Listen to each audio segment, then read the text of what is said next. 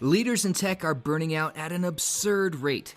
Ctrl+Alt+Delete with Lisa Jury is a no BS conversation with one of the top female executives who spent over 25 years in Silicon Valley. If you're suffering from the always-on, never good enough, will replace you today machine called the tech space, this show's for you. Here's Lisa.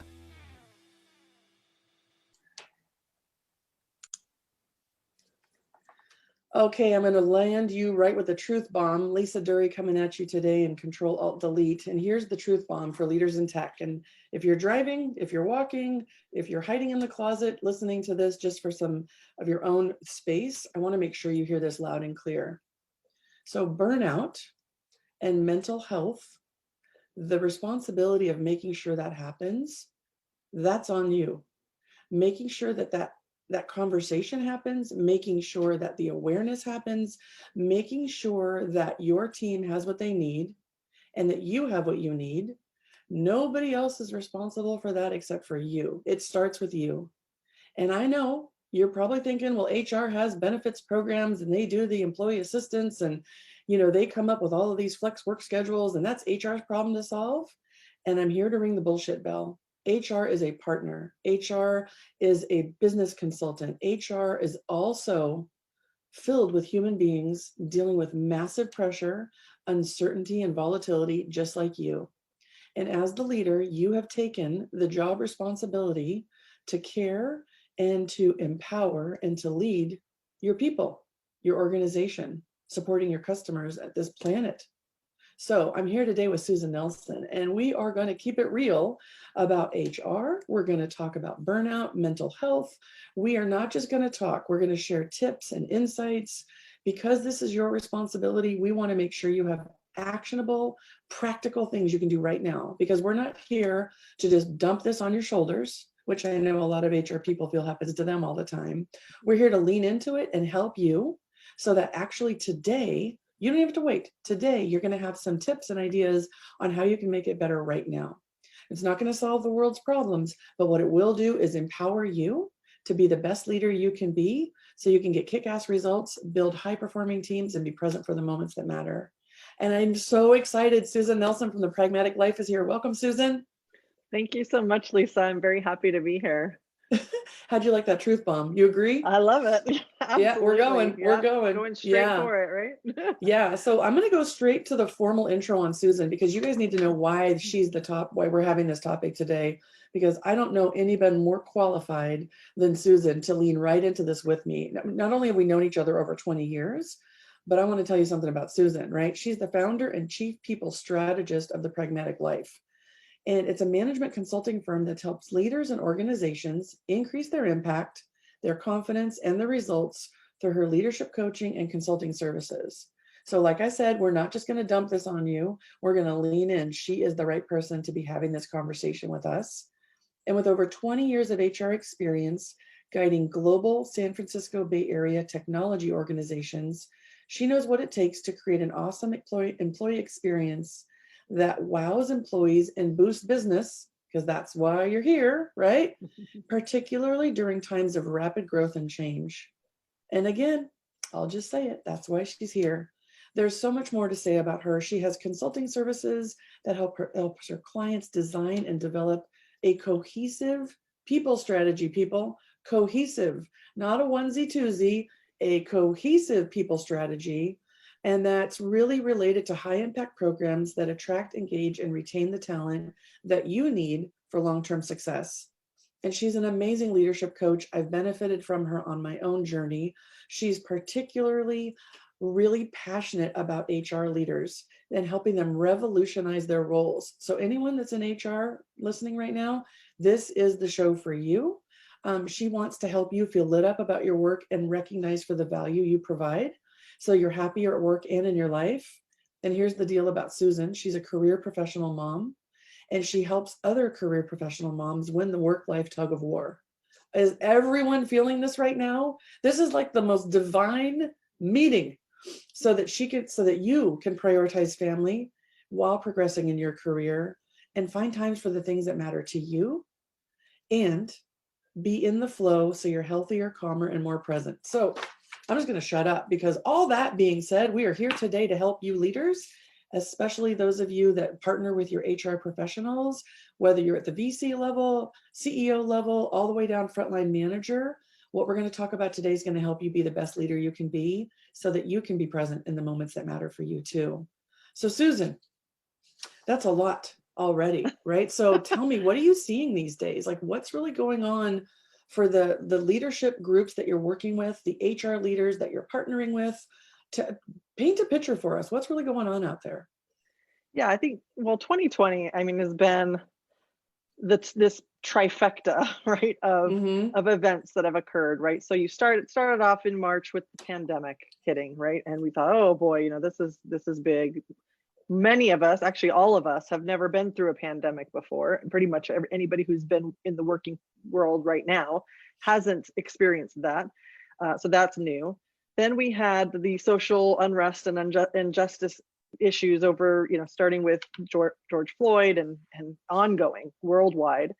So those are impacting the workplace now too, in terms of, we've got employees who are just trying to deal with what's happening there. And then most recently, we've had this very tumultuous political season, at least in the United States, right? And dealing with that and trying to figure out how that plays out. And it touches all of our lives in a very individual and specific ways, but it also kind of shows up in the workplace in terms of work performance and employees engagement and so on and so forth. So Mm-hmm. it's been with those three things, I'm seeing, a lot of, I think initially it was a sort of spinning heads of like, oh my gosh, what do we do? How do we manage this? How do we address this? And then, things started to we started to figure things out, and then the next thing hit, and it was just like this building. And I'm seeing a lot of burnout in organizations at all levels of leadership, at individual contributor levels. It's those people who are, hitting it hard. Hey, it's work from home. Okay, I now boundaries are being, blended like completely. People have no sense of am I at work or is this my free time? There's just no delineation there. You've got HR leaders who are trying their best to manage, and help. We tend to be those, let's help everybody else first, and then we're last on the list. And I'm seeing burnout there too. So it's been one heck of a year. And I feel like we've made some definite strides in how we're dealing with these things. But we've got a long ways to go, because I think there's so much new this year in terms of how we're dealing with mental health in the workplace, right? That's a huge one. And it's just, it's still, there's this stigma attached to it. And I know there are organizations who are definitely, making sure that they're having more of the conversation, but it's uncomfortable. A lot of these conversations are very uncomfortable for people. And frankly, if I look back early in my career, even 10 years ago, those were things you just didn't talk about at work, right? It was always it's the private conversation maybe with HR, but it's not the, hey, let's have a stand-up town hall and you tell me what's on your mind and literally talk about anything. People just wouldn't do that. And now it's like, hey, let's talk about the social unrest, right? And let's talk about, mental health and how we can help each other. Because I think I'm seeing a lot of that too, is finding ways to appropriately bring in peer-to-peer support in organizations. I just want to sigh because I just relived 2020 as you were talking. You can like see it all happen. And Yeah. a couple of things I'd like to double click on with you, because I think you're so in the right space to talk about this, is one is mental health. I mean, we that's something we got to just put on the table. Another one is around the role of HR and what a leader can really count on and expect from a leader within the HR realm, right? And I think the third is really talking about women. And I say this not to alienate the men in the audience, but everything I keep reading and what I see in my own world. Listen, I've taken my own mental health medical leave. I've done it. Raise my hand, I'll tell you. And I didn't tell anybody I did that. Blamed it on a lot of other stuff because it was easier. Like if you have a heart attack, people go, yeah, you need time to recover. If you're not coping mentally, there's this whole thing of I don't know, you just get labeled a lot of times, right? And so I have been more honest about it than I ever have myself, right? And I've had a lifetime of therapy, which I've told everybody, I'm a huge fan of therapy. Um, but yeah, a lot of people, and what I've seen, I want to be pointed with what I'm saying and just honor your time. But one of the things I'm seeing is that people don't even realize where they're at. It's like, it's so much you don't even take time to assess what's really going on for you. Are you having more headaches? Do you snap more regularly? Do you feel more angry and resentful? Are you not enjoying the things that you used to enjoy? Are you just dialing it in or checking it in? You know, are you what do they call it, doom scrolling on your social media, right? Like, where's your energy? Are you the same person? And people, even when it happened to me, I mean, I had a long infertility battle that caused me some depression. And I didn't even know I was there because I was so in it. And so my husband had to say, "You're not okay. We need to go figure this out." So I think as a leader, one of the things to really think about is, assessing yourself first and then looking around, right? So let me share a statistic and then let's go to the mental health place first. I feel like it's just so critical.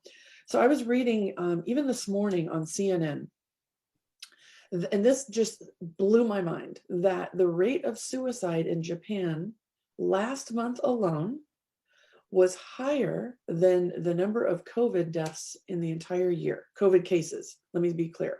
The rate of suicide in Japan last month was higher than the number of COVID cases in Japan since the pandemic started.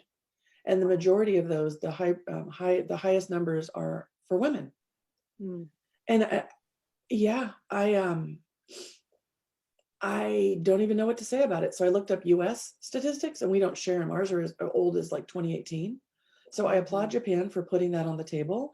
I applaud Japan for causing awareness around this. That's huge. And I'd just love to get your thoughts on this from the role of HR, from the role of a leader, women. I mean, you're dealing with every one of these slices of the pie. And I'd love to know what we can do, like some tangible, practical advice to help people with this heavy awareness that's really going on right now. What are your thoughts? Yeah, that's a really staggering statistic. Actually, I had not heard that one, but part of me is not surprised in some respects. I think the pandemic has done an excellent job at helping people feel maybe even more isolated than they've ever been before. Right? We are working from home in a lot of cases.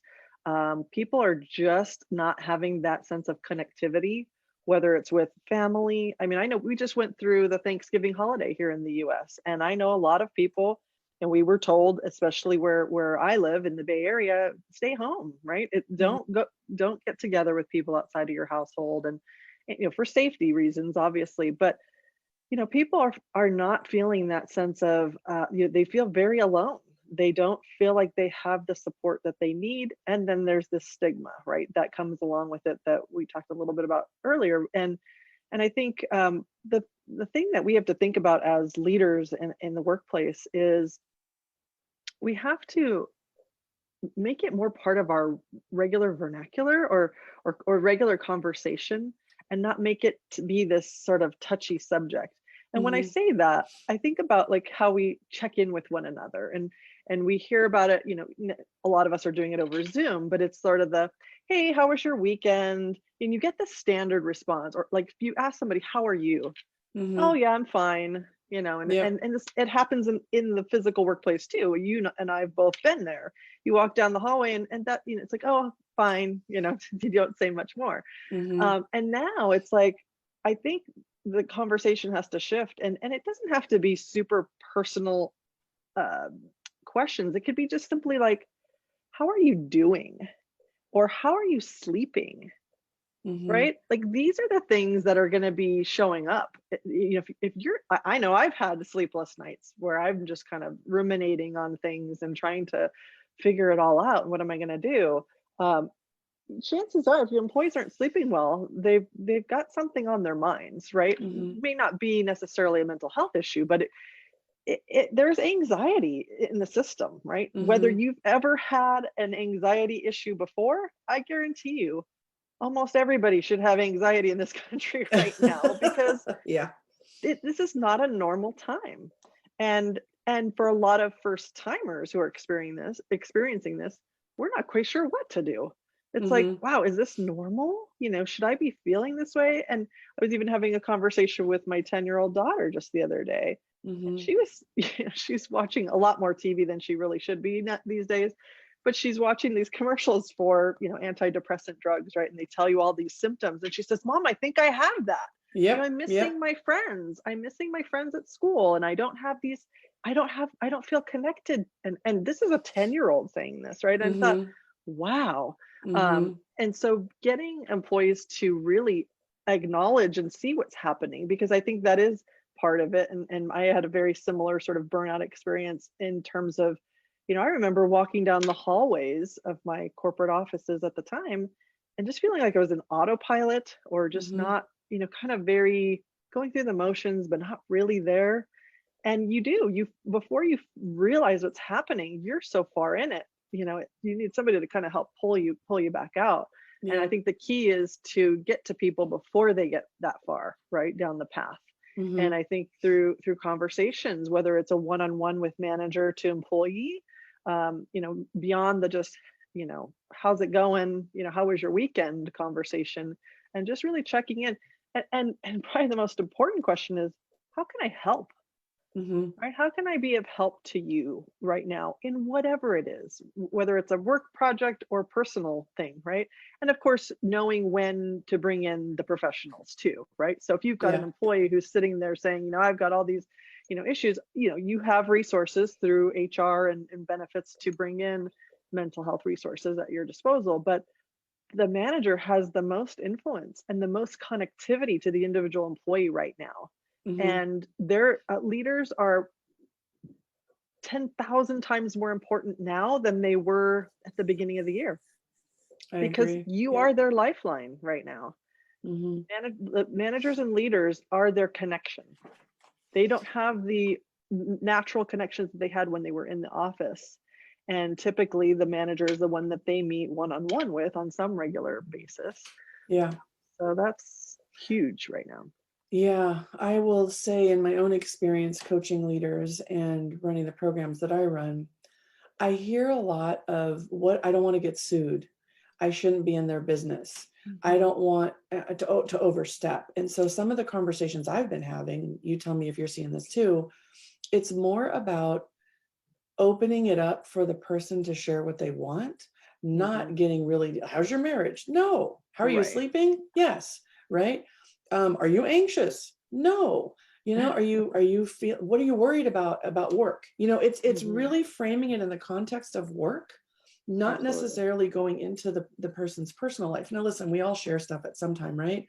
And I also think it's not really appropriate to bring it up in a team meeting. Okay, let's go around the room. How's everyone mental health? Sure. No.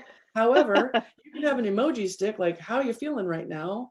Yeah. And you can kind of be a little silly with it and look for Mhm. trends. And one Mhm. of the things that I know when it was my own experience, not realizing where I was, there's plenty of things online where it's basic questions to ask yourself. Heck, your daughter saw a commercial, right? Mhm. These questions are out there. Are you enjoying the things you're used to? Are you sleeping? Are you coping through food, drugs, sex, shopping, whatever, right? And then Mhm. everyone goes, Mhm. oh, that's just pandemic. I'm like, no, no, no, no. Like there's more to this. And so when I work with the folks that I'm working with, I tell them, go do the inventory for yourself so you can learn to spot it, because I can see it much easier now because I know than I could have when I was in it. And here's the other thing I can say. I actually had an employee when I was running one of my organizations inside a corporation, and her performance was really going down. And I was like, she is not herself. Mhm. And yet I needed the job to get done. And so we were getting to the point of a PIP, performance improvement plan, right? Mhm. And but my heart, like I knew there was something more. I just knew it. And I think we all have this spidey sense as Mhm. leaders if we're paying attention. Now I get everything's really crazy right now. But if you had an awesome performer who's not performing now, I feel like give them the benefit of the doubt and have that conversation about what flexibility, what can I do to support you right now? I'm not going to promise you anything, but I'd love to Mhm. invite you to a conversation to figure out what's in the way of you being your best. right? Especially when we talk about women right now with the distance learning and the holiday prep and the blah, blah, blah, and the worried about the parents. And there's so much that if you were to just say, and this is my one tangible tip, get really clear if you need the camera on, people, right? Susan and I got dressed. I got pajama bottoms on, but let me tell you, from here up, I'm ready to rock, right? That takes time. And people want to feel like they're putting their best foot forward. So be clear when the camera's needed. I'm also tethered to my desk when I'm on my camera. I'm not out in nature having a one-on-one walk. So like the smallest things can really, right now, you can do as a leader. How are you sleeping? What do you need from me to be your best at work? Let's talk about how much effort it is for you to be on camera. Let's be clear on that. Like, these are some tangible things. What are you seeing? What's working in your world, Susan? Yeah, I agree with that 100%. And I think there are conversations about just setting expectations of, right, like and it's somewhat of a, I don't use the word negotiation, but it's like, if you have specific expectations as a leader of your employees, have that dialogue and understand what it takes to get them to be fully, camera ready, if that's what it is in your workplace. And I know and everyone's different. I think that's the other thing, is what works for one employee doesn't necessarily work for another. So you see some employees who are like, yeah, let's do the happy hour Zoom call, and working parents are like, heck no, I'm done. I just need time with my family. And so it's really giving that flexibility and being open to what different employees may want, and finding, even beyond just your team, like you might have a mix on your team, finding ways to create engagement outside of your team for those people. Let's say you have some people who are maybe, singles who are at home, no kids, who do feel very isolated and want more connection, that you can do that in ways, there's apps out there like Water Cooler and other, that tag onto Slack and other tools, that you can create these sort of meetups, if you will. And it's all voluntary, right? Employees can sign up to do this or not. But that's one avenue that leaders can do. And don't just think within, maybe you have a team of 5 people. So you don't think, okay, I have to just do it within my team. And it creates actually great opportunities to meet people outside of their world of influence, and meet other parts of the business, perhaps, that they wouldn't have had exposure to before, which is super great. It's kind of a win-win all around. But yeah, I think there's so much that leaders can do. And I think I agree 100%. It does start with you. Make sure you're okay, right? Make sure you are taking care of yourself first. It's that whole adage of, put your mask on before you put your scissors on. I've never found anything better, but I hate saying it too. Like, how many times have you heard to put your mask on? I'm like, F the mask. I don't have time for the mask. Well, that's just it, right? We're so rush, let's get this done, that we don't realize. And then we were like, whoa, what happened? How did, reflecting back, you're thinking, oof, how did we get here? But yeah, and I agree, the whole, there is that fine line between, keeping it, work related versus diving into the personal, and absolutely, you always think about, come from a human perspective, right? And being able to get into a dialogue of, first, you're thinking as a leader, how can I help this employee be more productive at work, right? Or how can I help them, what is it that they need from me? Now, they may divulge more than that, and you can listen to that, and at some point, maybe you need to cut it off and say, hey, maybe you need some other support. But knowing what's in your toolbox and being able to have those conversations and being vulnerable. Can we talk about that for a minute? Let's go there, girl. I think #vulnerable. Let's go. That's a huge one. And it's so scary for so many leaders. But I think when leaders can come across, and it's not about sharing everything, it's just when it's appropriate, sharing maybe an experience that you had as a leader. And it doesn't have to be in an all hands meeting. It could be, in a smaller setting. But it just helps to make you more real to your people. It makes you feel more approachable when something does come up. I think more than ever now, with people working from home, we're seeing sides of people's lives that we never had exposure to before. It's like, oh, you have a cat, or oh, you have kids, or you've got, nice art on the wall, or whatever it is, to just, having that next dimension of relationship with people. Yeah. And I think if you try to come across as being the, the executive that you were when you were in the office and keeping all the compartmentalizing your Mm-hmm. personal life and your work life. And I know a lot of executives who do that, and for, many good reasons, I'm sure. But now I think people really need to see the human in the leadership team, because that's what's going to keep them engaged and moving forward. And if they feel like, hey, we're all in this together, I'm experiencing a lot of the same challenges and issues you are, and here's how I'm dealing with it. Mm-hmm. That can go a long way with people versus feeling like, oh gosh, I'm on an island. I'm the only one who's feeling, look at everybody else. They Yep. look perfect on screen. And here I am just trying to hold it together and Mm-hmm. not have my kid run across the room every 5 minutes screaming. So Yeah. there's a lot that leaders can do. And I think being vulnerable and putting yourself out there more than you may have in the past, um, it is it maybe takes a little pressure off of yourself too as a Yeah. leader to, Mm-hmm. it's like, okay, I don't have to be so perfect all the time, but also it's very powerful to your team and your employees when they see that. So I think that's a huge one right now. I really appreciate the vulnerability piece that you're talking about. And what I'm seeing, the leaders that were human before have a much easier time with this. When you talk tech and everyone is really around, I'm brilliant, I have my PhD, I have all the answers, ones and zeros, everything connects, it's all logical. I think about Spock, and I'm not judging anyone, right? I always think about Spock and Darth Vader.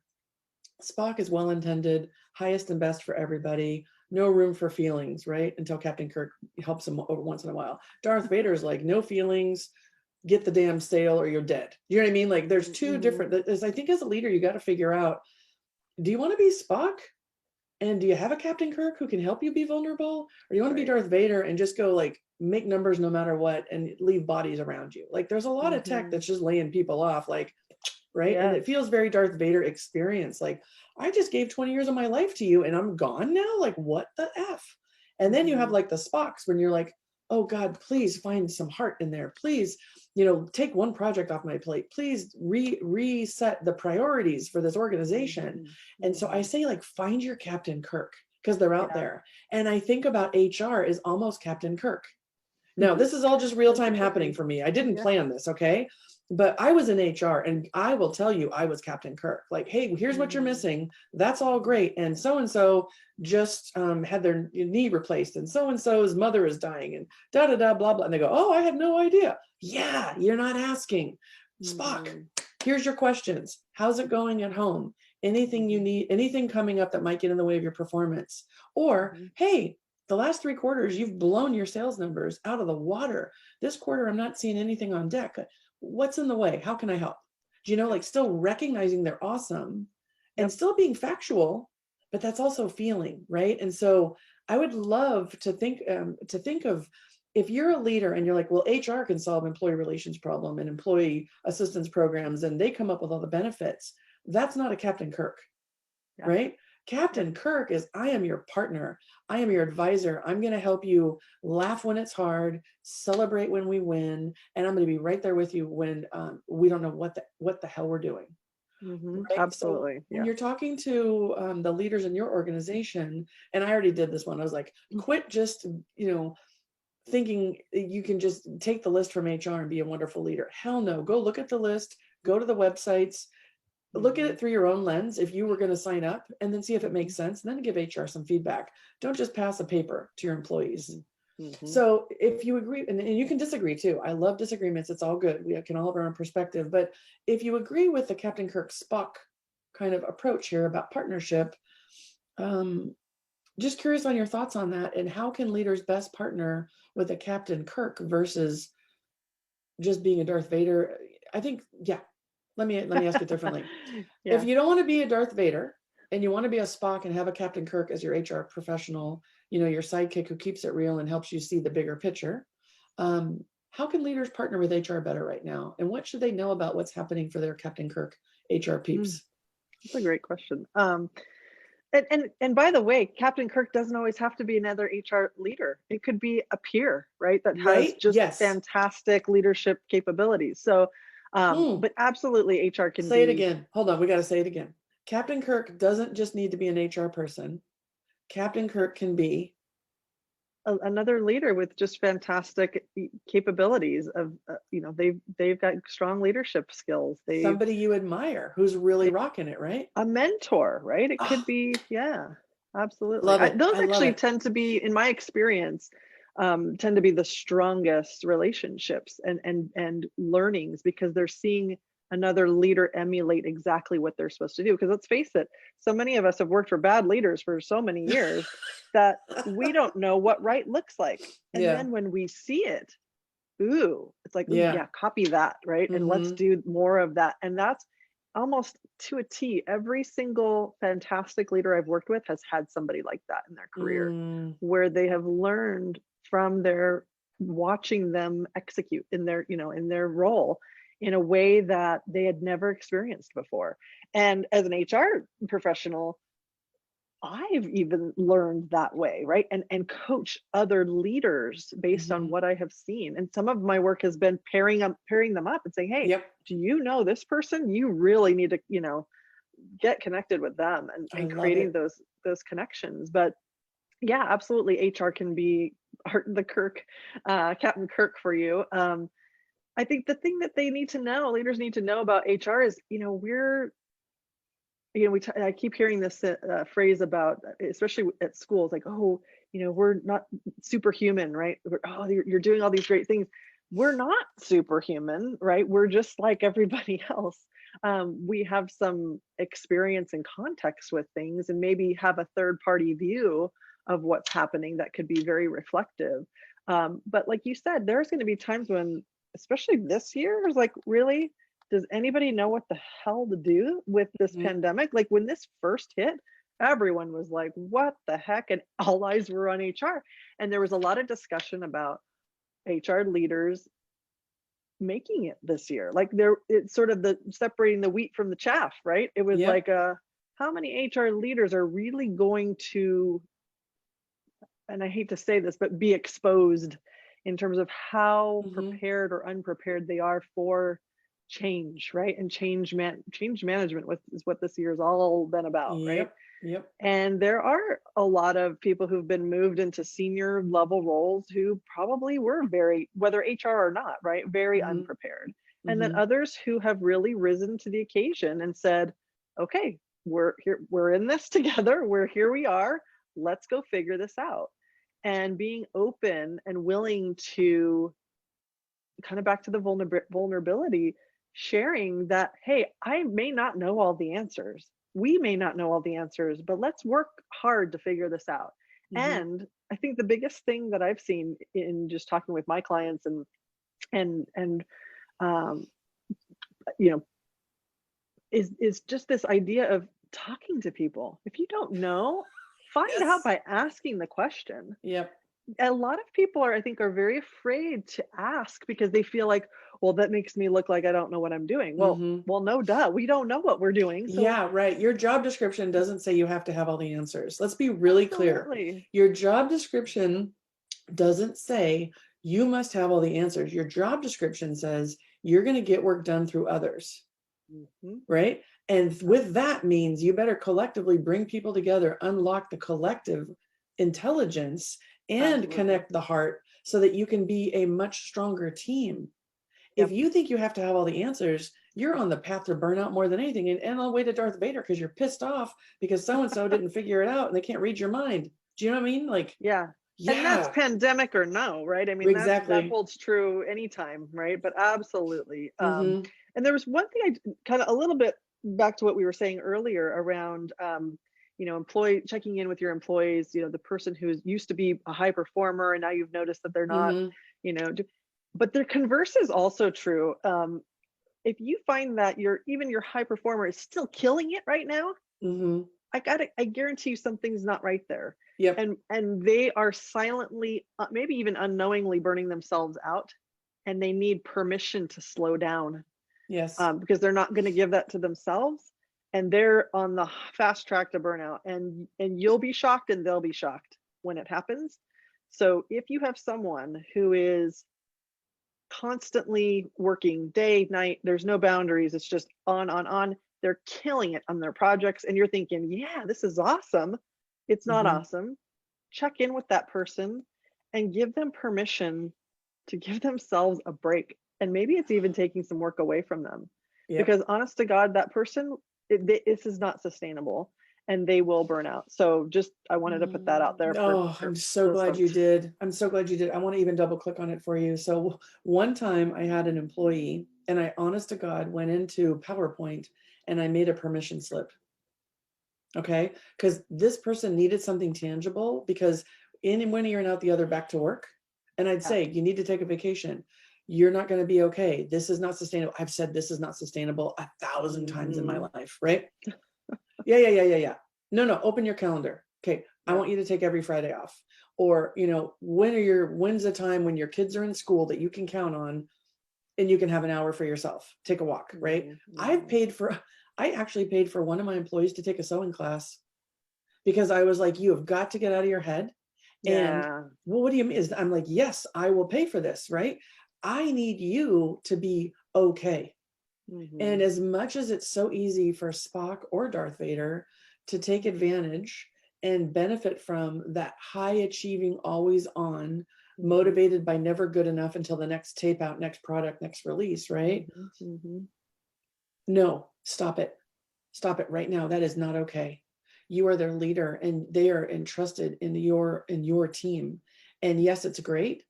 And it's also a recipe for poor health, mental and physical, marriages getting ruined, children not being cared for, right? Because if everything is work right now, there is something wrong. Even if you're single, Yep. even if there's no kids or no aging parents, the stress, the uncertainty that's going on. If Susan, this is such an important point. I'm on a soapbox because I was that person. I've had people that were that person.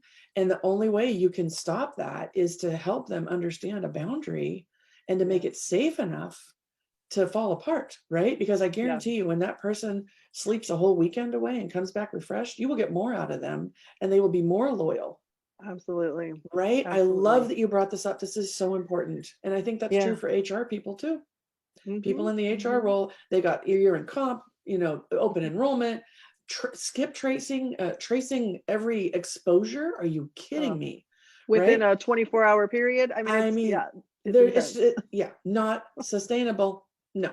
Right? Yeah. And I think that's the other thing, specifically talking about HR leaders is, just like you and me, they're employees, they're dealing with their own personal things, but they're also trying to manage through all the normal cyclical programs throughout a year, right? Open enrollment is happening right now. You've got, maybe performance reviews of some level or sort.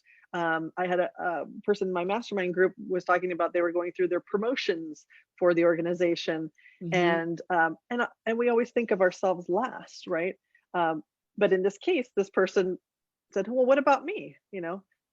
What HR person ever thinks about themselves when it comes to the promotion process?" But this person thankfully stood up for herself and said, "What about me?" and got the promotion. And I was so thrilled for her. But it was so like I it's such a rarity, I guess, and it shouldn't be that way. But I think a lot of people who go into HR are very, empathetic people who really put others before themselves, and we get a lot of uh, fulfillment by helping others. But when we do that, we tend to put ourselves last on the list, and so I've seen a lot of HR folks who are just, got this program rolled out and, oh, I'll take a break when this is done. And it's like, but that's never done. And there's always something else coming up. And so it's being, very diligent about making that time for yourself. And sometimes it's creating those habits, those small habits, like you're saying, take the Friday off, right? Maybe one Friday is okay, it feels forced, but when you make it a regular pattern, your body, like physically, you start to go, oh, okay, I need this. I am benefiting from this. And you won't see it initially, but trust me, if you do it enough times, you start going, wow, I do come back more refreshed. I do come back ready to go. And even just taking the lunchtime walk, right? Versus sitting and eating at your desk.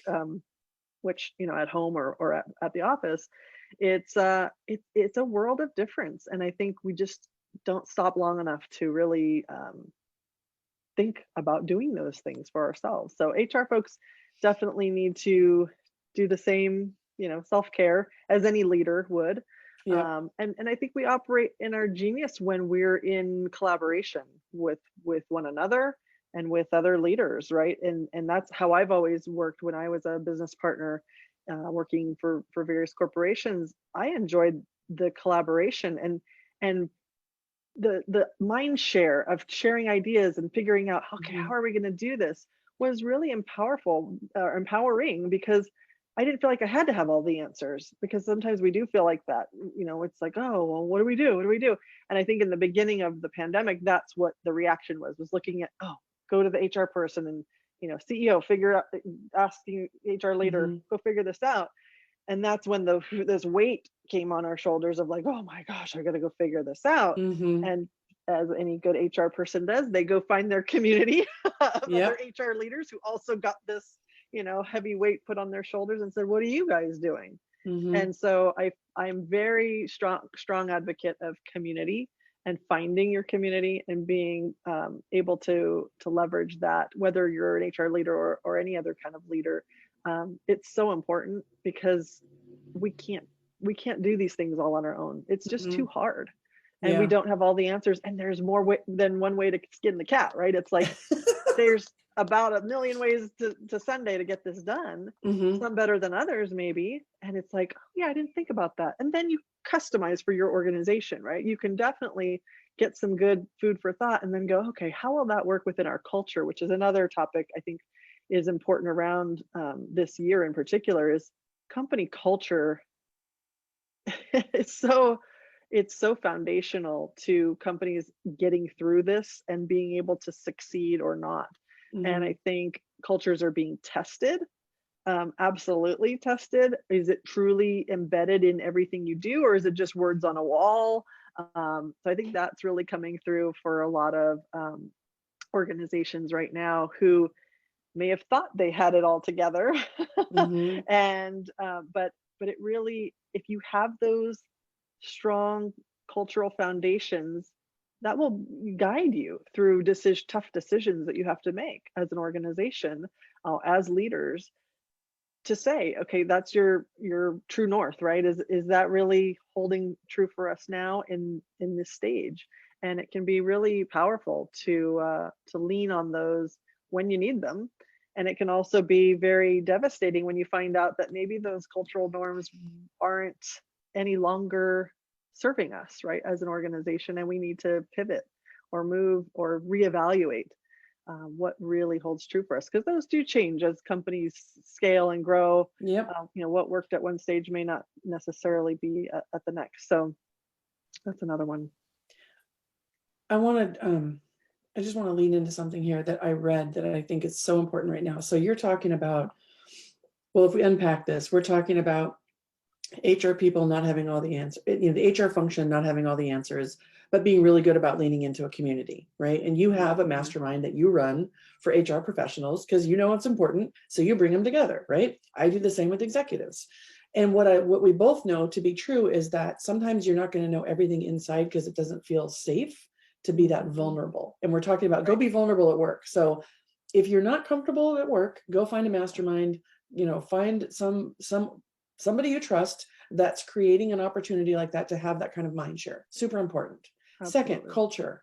Oh my gosh, ask yourself, are you surrounded by Darth Vaders or Spocks or Captain Kirks or whatever? Like, go figure out what's really true, right? Because I'm going to tell you something, when this is all over, if you've treated your people like shit and you haven't checked in with your people, you will have no business. You have no business being a leader. Okay. If you're not checking in with your people and you're not figuring this out real time with them.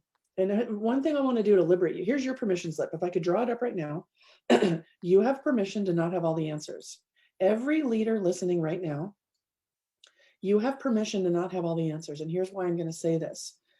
We, as a society, used to be conditioned to build widgets. There was a formula, right? You're going to build hammers. They all look the same. Cars, whatever. Well, guess what? We are no longer in the widget building business. We are in the knowledge-based business. We are innovators in tech. We are constantly pushing to the realm of what's not even possible becoming possible. And guess what that comes with? Not having all the answers. The best thing you can do is hire and retain and engage brilliant people, and then allow them to contribute. And so this is my last point on my soapbox. Introverts. Anybody on here who's an introvert listening in, I would like to give you permission to not have it all figured out as well. Whether you are the C-level, frontline manager, first level manager, individual contributor, wherever you are in the spectrum of leadership, because we are all leaders in our own lives, you don't have to have all the answers. And here's my magic formula. And everyone I coach loves this, and they use it immediately, and it changes their world. You know, I haven't thought it all through just yet, but my initial reaction is this. Or, I'd like some more time to really process what you're asking. My initial thoughts are blah, blah, blah. Mm-hmm. Or, you know, I'd really like more time. And I get we have to make this decision right now. If I had to decide right now, based on what I know, I would do this. So giving yourself that runway verbally with whoever you're talking to allow yourself to not be perfect and yet still contribute will make all the difference in the world. And that's true even if you're the boss. Mm-hmm. You know, never been through a That's pandemic before. Here's what I know to be true. We got to get computers at everybody's desks at home and make sure everyone's got Wi-Fi. What are your thoughts? I mean, that just brings everybody in. So I'm on a full-on mission to unlock heads and hearts at speed and scale, which brings everything you know and everything you feel as far as your core values back to culture together so that we can have a better planet. By the way, if you want to know my secret mission, I would like this planet to be better for all of us. And that starts with each one of us as leaders. So Susan, it's so important what you're saying. And I really just want to double click on that whole needing to be perfect. And then finding a group that is like-minded in the sense of function or level or problems, like your mastermind for HR leaders, or finding, you know, a coach or a program, whatever, it doesn't matter. Find somewhere to go. And then give yourself permission. I'm now giving you the permission slip to not have all the answers and to remember we're not built for that. And the last thing on my soapbox, if I can, it's my podcast, so I get to soapbox it, right? Here's the deal. Your brain cannot function always on. And in tech, we are always on. So if you think you're making the best quality decisions for the long term of your business or your people, and you're not sleeping, you're wrong. If you think you're making the best decisions for your family, as far as how you're going to do distance learning or elder care, or should we travel for the holiday, whatever, and you're not sleeping, you're wrong. I run retreats called Whispers in White Space. And I can tell you, and Susan knows because we've done this together, when you allow yourself reflection time and you allow yourself quiet, you are regenerating your brain cells. I mean, you're giving yourself life again. And so while this badge of productivity and badge of run, go, go, go, and, you know, that used to be so rewarded and admired, stop doing that. It's not serving your business. It's not serving your own health. It's certainly not serving your people. And again, it's not serving the planet. So Susan, I'll let you talk to that. I mean, whatever you want to say, because I soapboxed it, and thank you for letting me get it all out. No, I love that. I think one of the things that came to mind immediately was the power of meditation. And I think the data is there, right? I think there's absolute data that shows that the more often you meditate, the more present you can be in your life, the better that you perform. And I think workplaces, leaders, you're seeing this show up in all kinds of leadership courses. And I remember, you know, when it first came on the scene, I don't know, 5 years ago, whatever, it started getting bigger and you heard more about it. It was like, oh yeah, okay, that's like fluffy, right? But there's actual hard evidence that shows this. And people are starting to come on board and seeing absolute dramatic differences when they become regular meditators, or whatever you want to call it, being more mindful, more present, right? And it doesn't have to be just through meditation, but that's probably one of the best ways to practice. And this is an area that I'm continually working on, but finding that quietness, being still, and reflective. I remember I used to joke years ago when I was in the chaos of working in a large organization and just working, a mile a minute.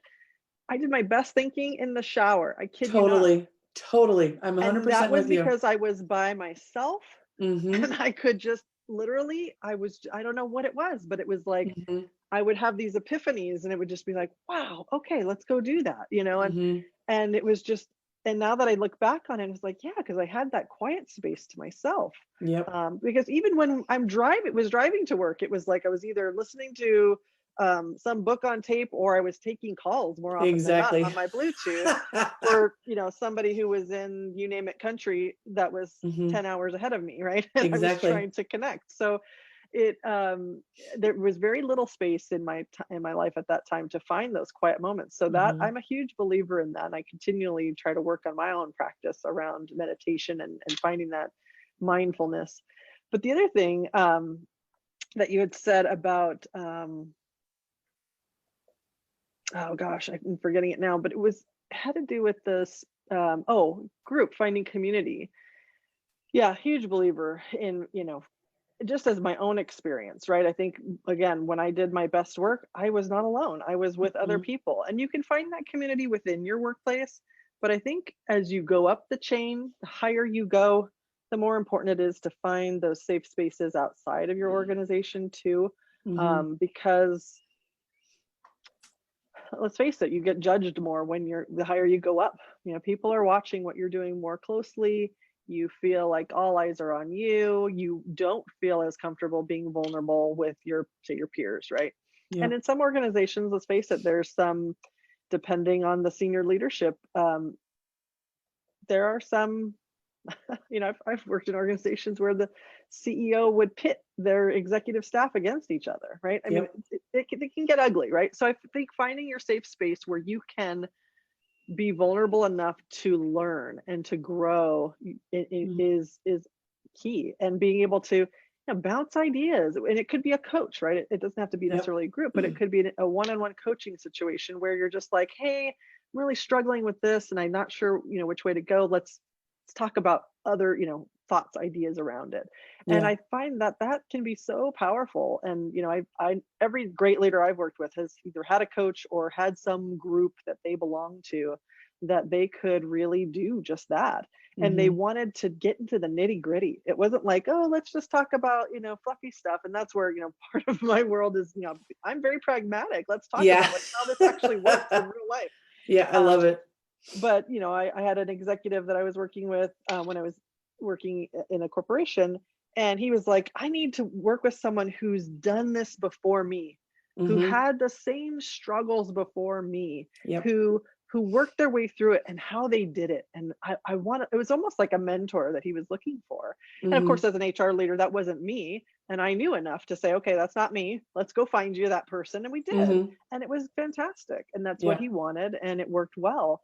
And he would certainly come to me for other things, right, where he needed more HR guidance and support in terms of knowing the organization. And I think that's where HR can play a really great, in working with, okay, maybe there's an outside coach or an outside guidance, but you're the internal. What's going on in that world. All the players. The dynamics. This outside person doesn't know all that as intimately as you do. And so being able to partner, and many times I've had, we were like this three-pronged stool. You've got the executive or the leader, you've got me as the HR person, and then you have this outside coach. And it was fantastic when the three of us worked very powerfully together to support that individual. Really amazing things happen. So I love it. Yeah. I see that too in the work that I do. And I partner very closely with the HR person. Usually HR is the one that hires me to come and do a training program or coach an executive, right? They're the one that they know me, they bring me in, and then the exec and I get to go do that work. But we're always partnering back with HR because your internal HR person, I'm just repeating what you're saying. I'm a amen, sister. How about that? Amen, sister to that. So two things before we wrap up, because you and I could do this 7 days a week, all day. Yeah. We just love sharing, right? That's Susan and I together. So one of the things that was coming to mind for me when you were talking is I'm not really sure how to say this because I soapboxed it so much, but the thing I want to say about this is when you take a look at the job description, and we started off with this truth bomb, right? Your responsibility is to care for your people and open the world up to better understand what's going on for them as far as the business goes too. So if you had 2 or 3 practical things, so that as we're wrapping this up, they're really, they don't have to go back and listen. They just have us summarizing. A couple of things I heard from you was like, be vulnerable in the right place at the right time. Understand the role of HR and how they can help you find a mentor, right? Those kind of things. I know there's more nuggets in there that I just don't want this audience to miss out on. So if you were like to do Susan's top 5 list of things you can do today for your own mental health and others, right? And running your business, I'm just curious, if I'm David Letterman, number 5 is like, tell me what's, let's pull it out of you and make sure they have this as we're doing this. Sure. Gosh, 5 things. So I would say definitely, talk to your people, right, on a regular basis, right, whatever that looks like. And it could be, as simple as, really just how you feeling today, right? What's going on in your world. It could be, let's see, what else would be, there's so many things that's just like, how do I narrow it down? Yeah. Can we do it together? Would that be okay? Sure. Yeah. I heard you say there's apps. I heard you talk about apps, right? So for me, Relax Melodies was an app I went to constantly, and I would actually be in one-on-ones with my boss, and I would put the music on, and he knew I'm ready to blow. I need a couple minutes, right? And I don't want to dump it on you. And then he actually said to me, can we start every meeting with that music? It totally gets me centered. Wow. So Relax Melodies, It was like a Japanese flute I used to play, and my whole team knew if they heard the flute, like, take a moment for Lisa. It was just me trying to manage, right? Because I knew I was pissed off and frustrated. And, so I heard. For me, there's similar to that. There's for me, movement, right? And I know for a lot of people, whatever that could be, dance, right? If you just need to change your mental mood, you need to prepare for a meeting, you need to be more energized, just get up and move and dance, or do power poses, or go for a spin around the building for a minute, right? And just get yourself ready and prepared. Right. Be ready. Make the time to be ready. Right. Yeah.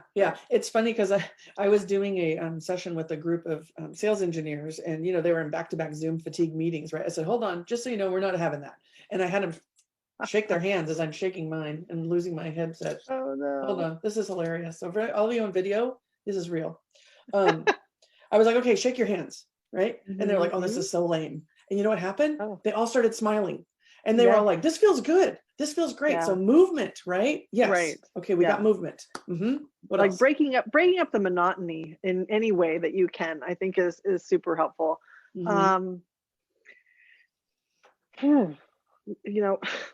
This may sound silly, but it's like eat at regular intervals, right? Like exactly. Taking that time for yourself to do what you need to do, or breaks. I'm at home. A lot of times I'll, block out the day so I can actually check in with my kids and see what's going on, and finding that whatever fulfills you, right? That's going to recenter you and regroup you for the next 3-hour block that you're going to be stuck to your computer or focused on something. And realize, just know that you are this connection for your employees, right? And like it's a big responsibility, and you're the glue right now, for lack of being in an office space for a lot of us, and that can be a lot of pressure. And so any way you can to reset for yourself and re-energize yourself so that you can be more resilient over time, through regular meditation, whatever it is, movement, all those things can help for sure. What else? Well, the community piece, we talked a lot about that. I think that's, finding that, but practical steps.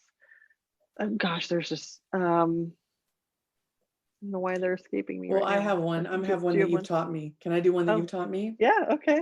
Have fun. Have some damn fun. And that can mean, now I don't want to out you for your fun. That'll be the fun fact about Susan, what she does for fun.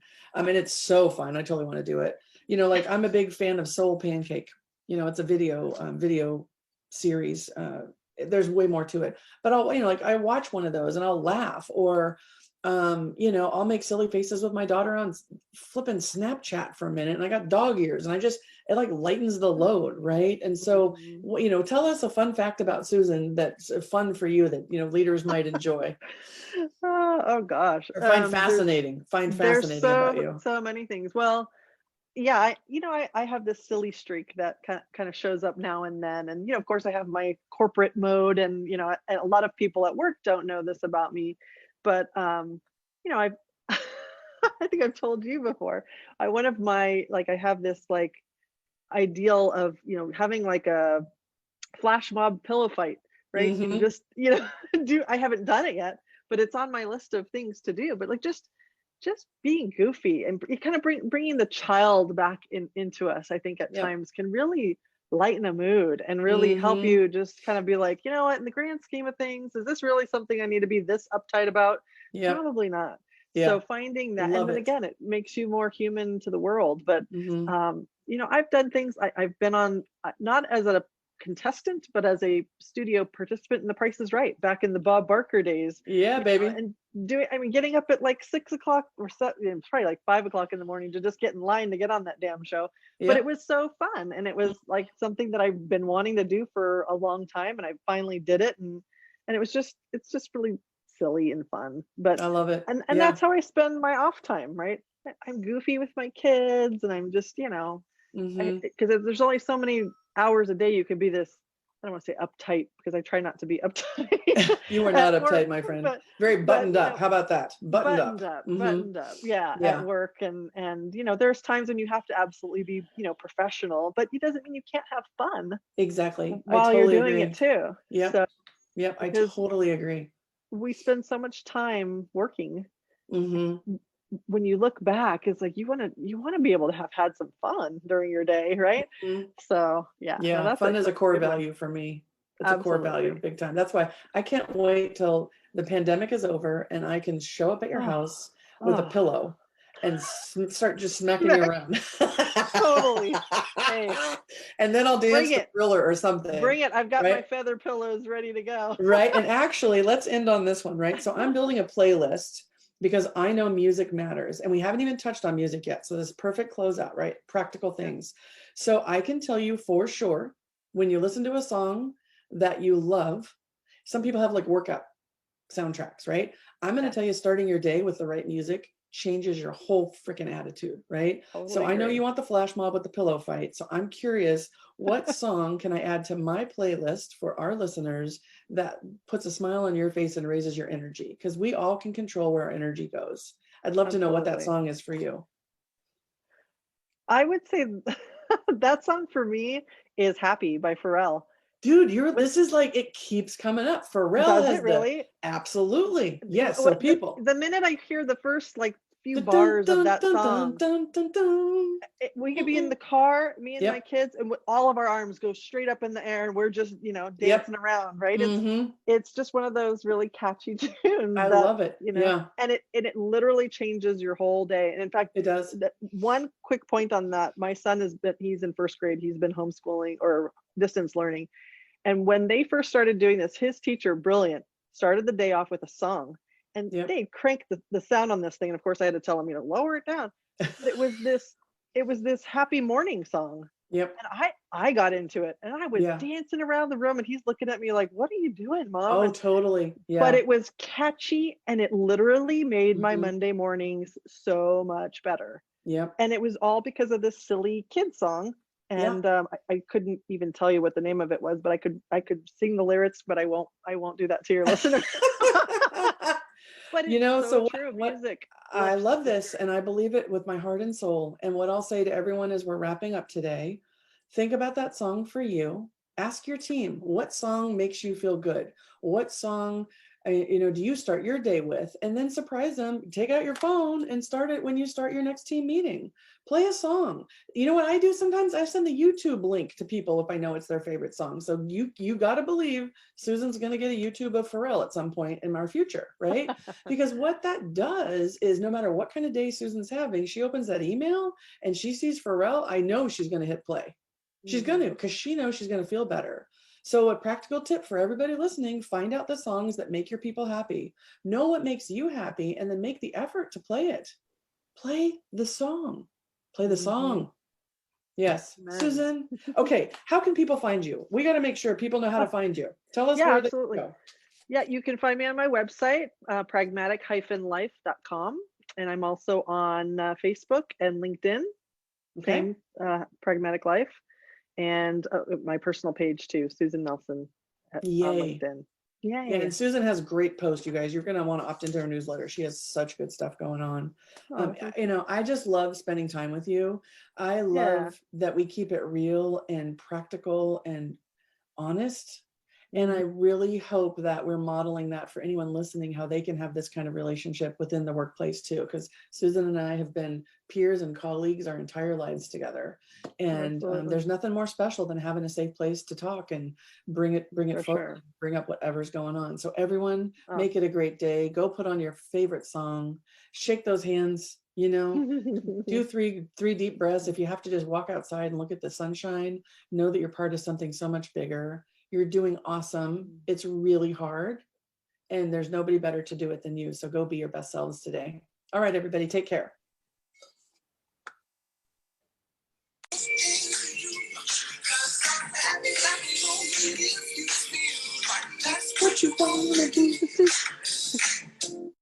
That was great content, but let's be honest. If you don't get the support you need and start making changes in your life and work as a leader in tech, you can expect regret and burnout in the near future. Lisa can help you get kick-ass results at work without burning out, so you can be present for the moments that matter to you and your loved ones. Take your first step at rebootwithlisa.com.